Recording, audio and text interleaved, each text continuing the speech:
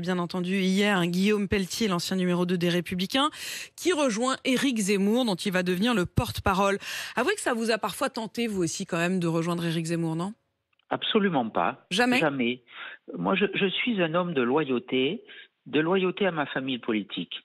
Je n'ai jamais dévié. J'ai des valeurs fortes, des valeurs de droite, et j'ai pu et je peux partager des constats avec Éric Zemmour ou d'autres. Et c'est pas parce que nous partageons des constats que nous avons la même approche pour les solutions. Ce qui compte aujourd'hui, c'est qu'à la tête du pays, d'un pays qui est en déclin, d'un pays qui est en proie au déclassement, on est demain une présidente de la République qui embrasse toutes les perspectives, qui parle de l'éducation, qui parle de l'économie avec des comptes publics qui sont en faillite, qui parle de la restauration de l'ordre républicain, de l'ordre dans la rue, de l'ordre dans les comptes.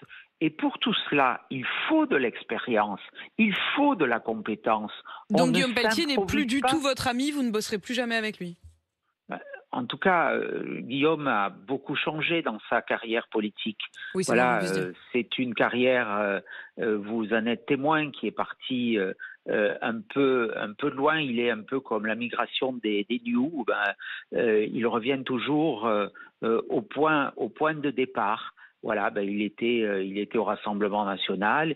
Il y revient progressivement. Peut-être c'est l'avant-dernière étape. Écoutez, en tout cas, moi je suis solidement ancré dans ma famille politique et j'y défends des valeurs fortes.